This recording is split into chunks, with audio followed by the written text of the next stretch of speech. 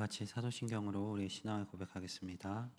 전능하사 천지를 만드신 하나님 아버지를 내가 믿사오며 그 외아들 우리 주 예수 그리스도를 믿사오니 이는 성령으로 잉태하사 동정녀 마리아에게 나시고 본디오 빌라도에게 고난을 받으사 십자가에 못 박혀 죽으시고 장사한 지 사흘 만에 죽은 자 가운데서 다시 살아나시며 하늘에 오르사 전능하신 하나님 우편에 앉아 계시다가 저리로서 산자와 죽은 자를 심판하러 오시리라. 성령을 믿사오며 거룩한 공회와 성도가 서로 교통하는 것과 죄를 사하여 주시는 것과 몸이 다시 사는 것과 영원히 사는 것을 믿사옵나이다. 아멘. 다 같이 찬송가 586장 함께 찬송하시겠습니다.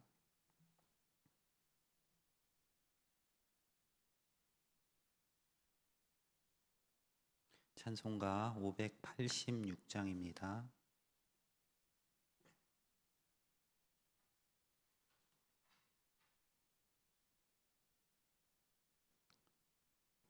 찬송가 586장 함께 찬송하시겠습니다.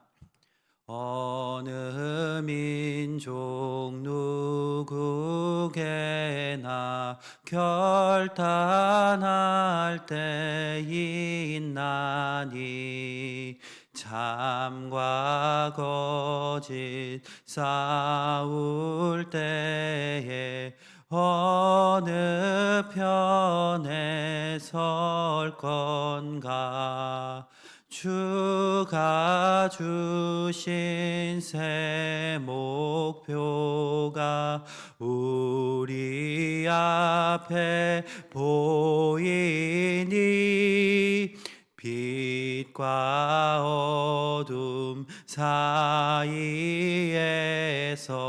선택하며 살리라.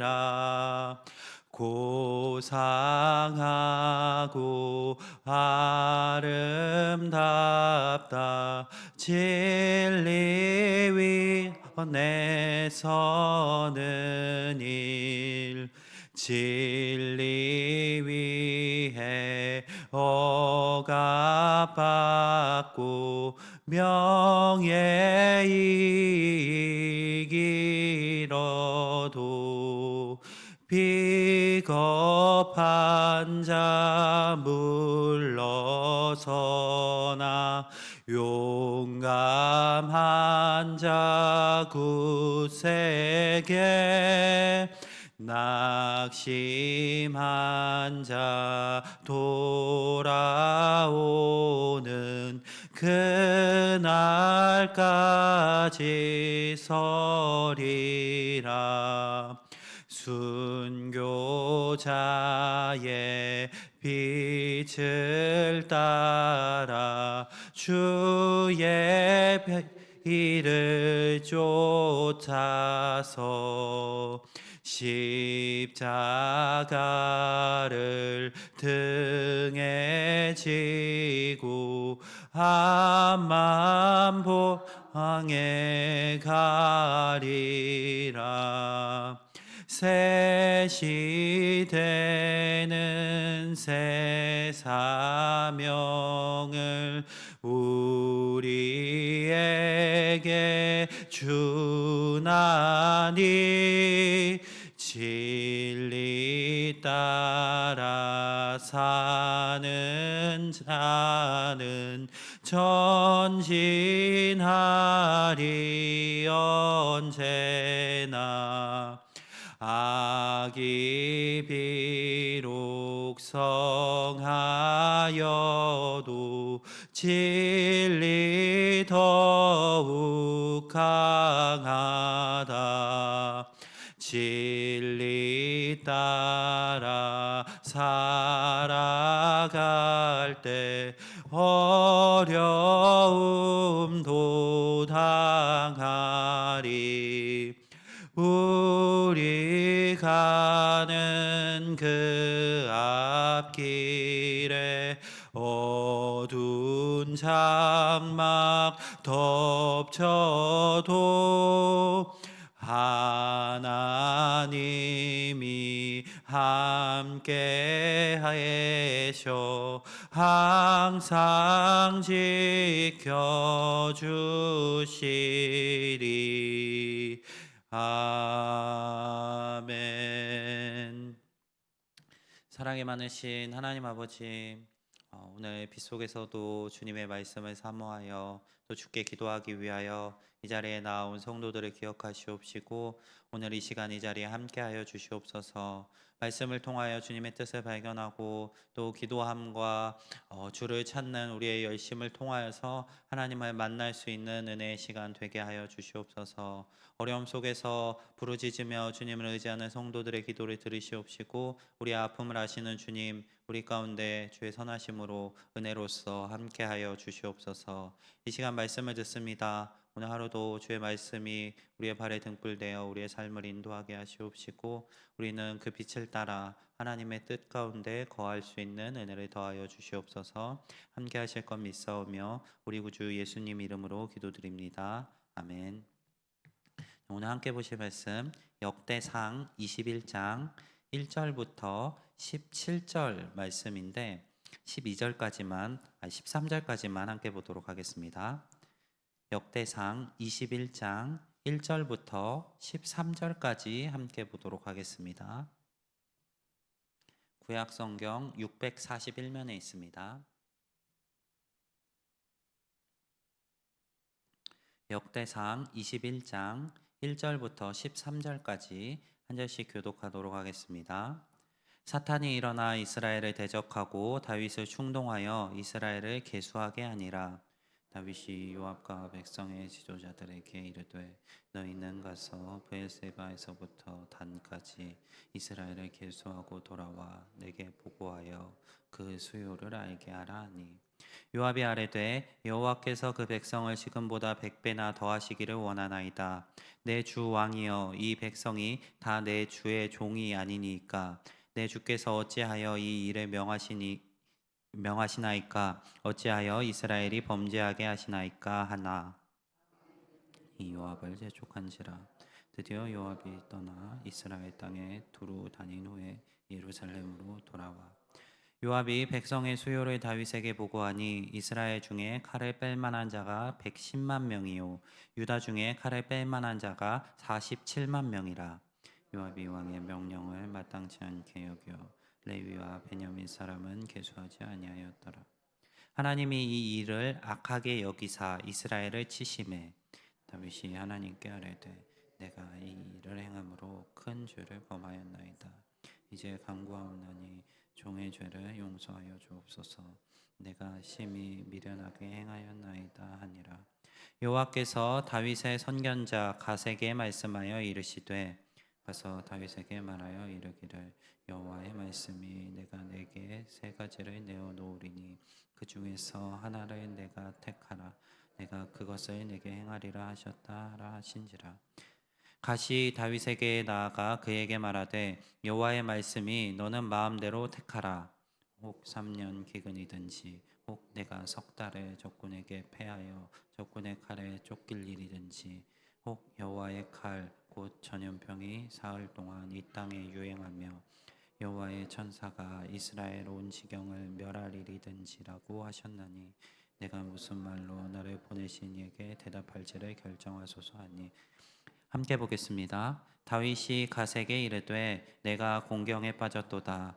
여호와께서는 긍휼이 심히 크시니 내가 그의 손에 빠지고 사람의 손에 빠지지 아니하기를 원하나이다 하는지라.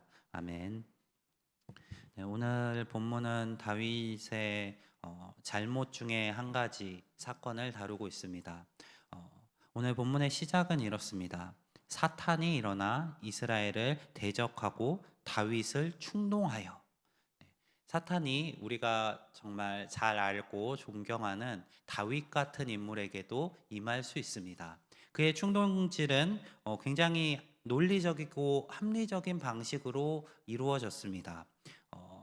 구약 시대 때, 고대 시대 때 나라의 가장 큰 힘이 되는 것이 무엇이었을까요? 바로 백성의 수, 그 중에서도 전쟁을 치를 만한 사람의 수였습니다. 오늘 사탄이 다윗을 충동하여 하게 한 것은 이스라엘의 군사력을 파악하는 일이었습니다. 이것은 행정적으로 굉장히 중요한 일입니다. 하지만 이것이 이스라엘에게 있어서는 죄가 되는 일이었습니다. 왜냐하면 이스라엘의 군사력은 인간의 수에 있지 않기 때문입니다.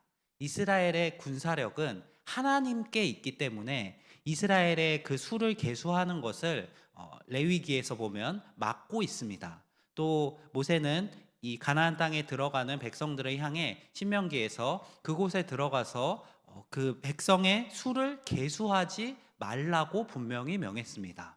왜냐하면 하나님께서 만군의 여호와 하나님께서 이스라엘의 주권자가 되시기 때문에 다른 나라들과 같이 자신의 군사력을 파악할 필요가 없기 때문입니다.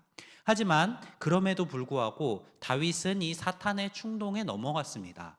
굉장히 합리적이었던 이 충동, 나라의 군사력을 파악하여 그 왕이 할 수 있는 그 전쟁을 치르기 위해 필요한 것처럼 보이는 이 충동에 다윗은 넘어갔습니다. 우리에게도 이러한 순간들이 있을 수 있을 것 같습니다. 우리 역시 하나님의 말씀을 사모하고 하나님의 존재를 믿는다고 하지만 때때로는 이 세상의 합리적인 기준을 따라 생각하고 판단할 때가 너무나 많은 것 같습니다.